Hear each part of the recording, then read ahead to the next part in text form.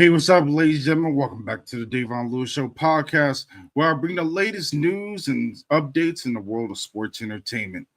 With today's video, we'll be covering the review of results for Friday Night Smackdown, which was live from Chicago, Illinois for April 4th, 2025. Appreciate you guys coming through for the channel. Let's go ahead and talk professional wrestling, and let's go ahead and dive in it. Appreciate you guys coming through. Let's get into it.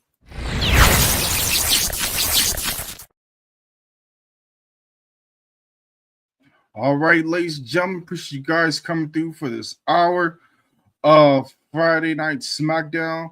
Everything was good for when they first kicked off everything with Joe Tesoro and Wade Barrett kicking things off, walking the audience to Friday Night Smackdowns. They pretty much kicked things off with no other than CM Punk getting that big prop. And when it came to the crowd, they really enjoyed the presentation. Of course, we're officially 2 weeks out when it comes to WrestleMania. I'm really looking forward to all the matches really lining up on the card in Las Vegas. I will be in attendance to enjoy the actual show. More importantly, I'd like to know from you guys' point of view, what matches are you looking forward to and how you guys are feeling about the card so far? Are you guys feeling like right now at this moment, it's feeling like WrestleMania season? More importantly, is things really elevated to what we know as being WrestleMania? But of course, those tickets are going to be outrageous when it comes to regular folks that was used to the way how things were structured when it came to WrestleMania. But people are still going to be in attendance. I know some people feel like they priced out the market, but the way how WWE structured thing is, the only time they feel like they're priced at the market is when people are stopped buying, period. But right now, it's a hot commodity when it comes to everything on the red brand and the blue brand. So we got so much going across the board, including NXT and a whole lot that has been going on. But of course, we go back to everything opening up in the segment with CM Punk. But of course, he was interrupted by Paul Heyman. Paul Heyman had a lot to say, but he begged CM Punk to prove clarity on what he wanted in his favor. But Punk told Heyman it will be directly affected when it comes to Roman Reigns, and it will hurt him once he tells him. Then we get right away to the action. We had Rey Fenix defeating Nathan Frazer via pinfall with a lovely spinning Muscle Buster combination. The match was all over the place. I really enjoyed the presentation of how things were flowing. Despite all the botches that was going on, Nathan Frazer almost broke his neck, but Rey Fenix was able to catch him when he came to the suicide dive. But other than that, it was A1 from my book when it came to the match. Rey Fenix got a nice presentation, similar to Penta's. And, of course, afterwards, he had an interview about how he feels about getting his first victory. Of course, similar to Penta, but in overall, it was solid for what it was. Then we get to the vignette for Drew McIntyre, who was sporting an eye patch, being a pirate of the days. But, of course, talking about the whole situation that broke down, being attacked by Damian Priest, and of course getting glass in his eye. Of course, it was like a little shoot when it comes to was real glass being used and everything like that. Where CM Punk had walked past him last week, but of course, WWE fashion, we got to keep things keep the fans actually talking and buzzing about the whole entire situation, and it's going to continue to be intriguing each week when it comes closer to WrestleMania. Then we get to the next match. We had LA Knight, the United States champion, defeating Tama Tonga, who's with Solo Sikoa. The bloodline, the new bloodline is now still in the losing column. I wonder how things are going to stack up when it comes to Jacob Fatu, as he's going to say, you guys couldn't handle business, but he took care of his business when it came to the last man standing match. But of course, LA Knight was able to get the victory with the BFT and was able to secure the victory to win the match when it came to singles competition. Then we get into the vignette for Aleister Black's return, which will soon be a part of the SmackDown brand. It was a nice little vignette, but it's a guarantee. It's not even a spoiler. It's straight to the point. I know a lot of people already know that he is making his awakening and return.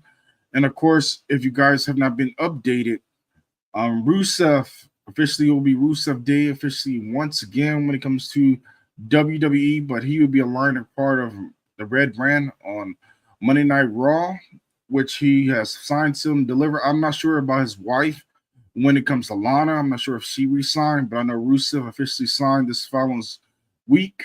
I believe it was either on Tuesday he had re-signed when it came to WWE.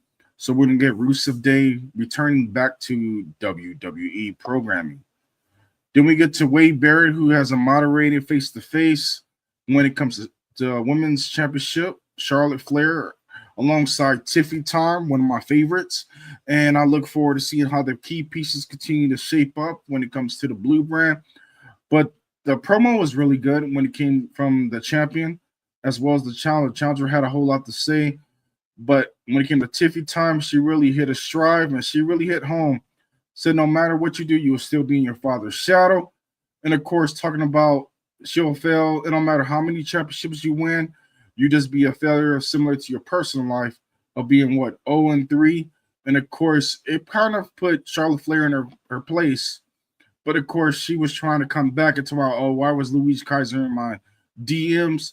But she couldn't get it off because the mic got cut off right in between and they cut away from the promo. But of course, this is 10 years of nothing but Charlotte Flair handling business as usual. But the situation is going to be interesting when it comes to Tiffany Stratton. Being only 25 is going to showcase us what she could do when it comes to WrestleMania. It's going to be a big showcase for herself. But we already know what Charlotte can do. But I would love to see if Tiffany gets the victory, which I think it will be really good when it comes to WrestleMania season. But I'd like to know from you guys how you feeling about the feud. How does it feel? I feel a little bit flat. My personal opinion, I feel like this storyline really has felt flat. It probably is on the bottom of the card when it comes to all the WrestleMania matches that feel a little bit more important. But hopefully it pick things up, maybe with them brawling or something like that, probably next week or so, and see how things shape up when it comes to the women's division. And then we get to Nick Aldis. He's backstage and announces that there will be a gauntlet match to crown the number one contender for the women's tag team titles for WrestleMania 41. This is a discussion when it came to as well as Adam Pearce, where they discussed for the Monday Night Raw and Friday Night SmackDown women to be mixed together and pretty much have number contenders to face Liv Morgan and Raquel Rodriguez, which should be a good one when it comes to the Judgment Day women handling business and retaining the tag team championship. Then we get to the number one contenders tag team championship for the men's division, as he had the Motor City Machine Guns, Alex Shelley and Chris Sabin defeating DIY members of Johnny Gargano and Tommaso Ciampa, or if you put it where our truth calls them, D-Generation X, of course. That always gets me going and laughing every single time. But more importantly, it was a victory via school roll-up when it came to Chris Sabin pinning Tommaso Ciampa after landing directly to exposed turnbuckle. After the match, the number one contenders faced off with the tag team champions, the Street Profits, who were sitting in front row for the match. And a sign sealed and delivered that those two are going to either be officially for next week or so, but they didn't say it was for WrestleMania. So I'm kind of concerned about what's going on with the tag team championship for the SmackDown division. Are they going to be on the card? Are the Street Profits going to get their time of day of being on the big stage to defend the tag team championship? Or are they going to be on the back burner of being part of either a pre-show, or they're just going to have defend the titles on a SmackDown before WrestleMania, which I feel like they need to deserve their time of day. It took them this long to finally get the tag team championship back, and I think they highly deserve it. Then we get to Naomi. She defeated B-Fab after a modified code breaker to secure the victory. Of course, it came with a little bit of controversy after Jade Cargill brawled and, of course, attacked Naomi from behind. We didn't get the new theme for her intro song. We got cut off before we got the chance to see what her new Death Rebel, as what we call it. They deaf you to death and pretty much kills off your theme, and nobody knows exactly who you are. It was a similar situation when the Street Profits came out. I did not even know who they were, just like another random theme. And then as it picked up, then you kind of knew it was Street Profits from there. But the situation is, I'm not sure if Naomi's theme will be okay, or it'll be a situation where people are just not going to be like, who's this coming out? Similar to Logan Paul's theme that always gets revamped every time he comes back. He gets a brand new theme every single other month or so when things continue to pick up. But of course, they get into a brawl. And then Nick Aldis makes it official that they're going to have a head-to-head one-on-one match at WrestleMania 41, which I'm calm, cool, and collective about that. Naomi's the veteran, so things will pick up in a quickness. But of course, Jade Cargill now gets her spotlight in a singles action on the biggest stage of them all in Las Vegas at Allegiant Stadium. And I look forward to seeing those ladies put that brawl in, pretty much keep things calm, cool, and collective.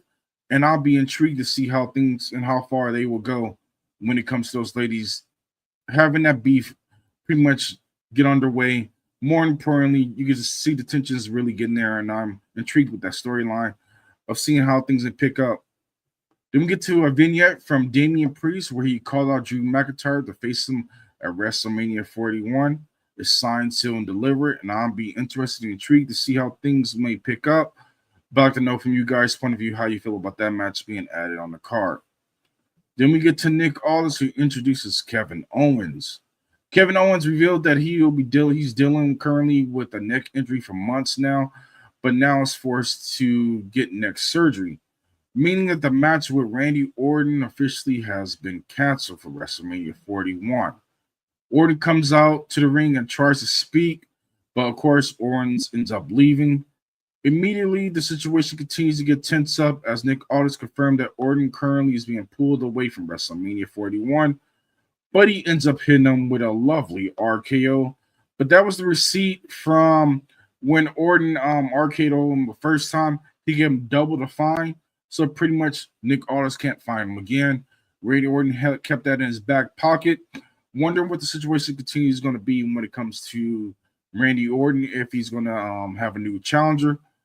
Who would you guys like to see Randy Orton challenge at WrestleMania? Somebody that you feel on the card is deserving to go at it with Randy Orton? Or would you like to see Nick Aldis make a return when it comes to the square circle and being a heel GM and making that switch when it comes to Randy Orton? It's about time we have a heel authority figure when it comes to the WWE. So I think Nick Aldis is the right person to pull the trigger when it comes to being a heel GM. Then we get to the United States Championship number contenders last man standing match. Jacob Fatu defeated Braun Strowman after a running cross-body block through the table, signed, sealing that delivery with that victory, and now he's the number contender to face LA Knight. I was surprised LA Knight did not come out and, of course, do the old school style of what champion challenger does. They have a face-off at the entrance and the champion raising the title, and Jacob Fatu probably doing his own thing, letting him know it's on site, and he's going to take the title away from him. But the situation is going to be intriguing. Where does the rest of the bloodline fall in line? Are they going to cost Jacob Fatu the United States Championship? Will we end up seeing a beef between Solo Sikoa and Jacob Fatu? Or will Jacob finally reign supreme and hold up to his man, being a man of his word, and become the new United States Champion? From a lot of people that have said it straightforward, even JBL said it. Jacob Fatu is the future of WWE. He's going to be main eventing WrestleManias for the future in the next 5 years or so. He's going to be the big dog running everything and pretty much holding every single major championship and maybe even being a Grand Slam championship. He's very talented. He can hold his own. But LA Knight, someone you don't want to sleep on when it comes to the singles championship. LA Knight held his own. But Jacob Fatu right now has got the rocket strapped to his back. And I feel like he's the main guy that pretty much will hold everything down when it comes to the blue brand currently right now on Friday Night SmackDown. Then, of course, we get to a lovely recap of John Cena and Cody Rhodes' interaction from Monday Night Raw, where Cody Rhodes was able to hit a lovely crossroads on John Cena to set things in motion when it comes to their main event of Night 2. But, of course, it's going to still be intriguing when it comes to the involvement of The Rock, of when he will be being pushed and involved. He kind of being in the back burner currently at the moment. John Cena's continued to set in his own ways, and he's kept us honest and kept it pure. He said the fans have turned on him, and he's have done no wrong. He's still himself, still come out his same entrance. He just got a little chip on his shoulder, and he wants to win number 17. But, of course, it can still always change over time. My hot pick, if WWE was in the right direction, you will pull the trigger and have John Cena win over Cody Rhodes at WrestleMania, then slowly pick the pieces up and Cody Rhodes play the chase when it comes to championship and win it back towards the end of the year to set things in motion for next year's WrestleMania. Then, of course, we get things down to the closing segment as the black SUV pulls up. Of course, out steps out an angry Roman Reigns. He walked right past Paul Heyman, and Roman continues his walk towards the ring where Heyman is behind him. Roman doesn't do this usually, but of course, he kept walking to the entrance. No entrance prop, no pyro, straight business. He extends his hand, he gives the microphone, and then, of course, Paul Heyman gives him the microphone. Roman walks around the ring, and of course, the fans are chanting OTC. Any extra Chicago fans to acknowledge him. NEX Paul Heyman, is he here? And him said, yes, my tribal chief. And then, of course, the fans end up chanting tribal CM Punk. And he said, that's the man I'm talking about, that man right there. And of course, he calls him out and he talks about the whole situation, about what the favor is, and going from there. But of course, he ended up being interrupted by no other than Seth freaking Rollins. Seth Rollins had a whole lot to say when it came to this promo, but it was no secret when it comes to this triple threat match. It continues to be intriguing as the pieces continue to pick up each and every single week. Of course, Roman talked about how things happen when he's the one that brought CM Punk back. Of course, he's the one that put CM Punk on the pedestal of being the WrestleMania main event. And if it wasn't for him, CM Punk wouldn't be back in WWE. The whole situation continues to be intriguing as things pick up. And then, of course, we end up having CM Punk coming down. Where things really got intriguing was where CM Punk had a whole lot to say, and he kind of played into it, talked about the history when it comes to Paul Heyman, as well as RVD, and the whole situation that was promised from there. He said he's willing to step into War Games, and he didn't even have to. And he even stopped there, talked about the Madison Square Garden situation, but he still did it anyway. And then he talked about the whole entire situation of being untrustworthy or wherever the case may be. CM Punk then goes into more promises, talking about the whole situation back in Louisville, Kentucky, and told him that he does not belong in a situation when it comes to the land of fire. And of course, spoke about the whole entire situation of being in his comfort zone. And he would be forcing him to deal with the whole entire situation as he let Roman Reigns know the deal is that Paul Heyman will be on his advocate, be there for his manager. And of course, Roman Reigns took it as a joke. The whole situation continued to be in a back burner as Roman Reigns kind of like just paused for a moment, took it as a joke. He asked Paul Heyman, are you serious? Is this what the favor is? And then, of course, Paul Heyman cried out and said, yes, my trouble, this is the whole situation. And things broke down from there as Paul Heyman was not only just shocked, but then Roman Reigns got infuriated, turned his back, and CM Punk took part of the situation, hit Roman Reigns in the back of the head with the microphone, and then hit him with the GTS as Seth Rollins looked on. I was surprised they didn't get into a entanglement, but Seth Rollins just smiled and laughed after the whole situation, and CM Punk played into the crowd with his lovely go-to-sleep moment when it came to the whole cherry on top of how things were flowing when it came to the ending and closing in Chicago. It was a nice cherry on top. I enjoyed this edition of Friday Night SmackDown. This week's edition was solid when it came to being a solid show for 3 hours. It wasn't too bad, but things picked up and made things feel very important when it comes to WrestleMania, which is only 2 weeks away when it comes to the feuds hitting a breaking point with substance, more importantly, storytelling. I'm going to rate this show a 3.8 out of 5 stars. Big props to the Chicago crowd for showing up when it comes to the big moments, and they were very loud, vocal, and entertaining when it comes to all the chants, including engagement when it came to the talent that had performed in the show, including a nice prop when it came to the crowd chanting for Rey Fenix, CM Punk, LA Knight, and Jacob Fatu. But in overall, I'd like to know from you guys' point of view how you feel about the overall presentation of everything that has taken place. If you're on any of my platforms, because I'm currently live on all my platforms, if you're on YouTube, don't smash the like button, subscribe, turn on the notification bell, and you'll be updated when a new video drops when it comes to the channel. If you're on my other platforms, give a heart, Share content to somebody that you know that enjoy professional wrestling. I'd like to make this your new channel or home when it comes to professional wrestling. I appreciate you guys coming through for the channel. You guys be safe. You guys be safe. Have a wonderful night. Just mute that for a moment. That's on the fly when it comes to live interaction. And more importantly, I appreciate you guys coming through. Until the next episode, you guys be safe. Y'all have a great night. Happy Friday. And I'll catch y'all this following Sunday for AEW Dynasty, which I'll be doing a review for that and enjoying the entertainment for the show. Until the next episode, you guys be safe. I'll catch you guys later.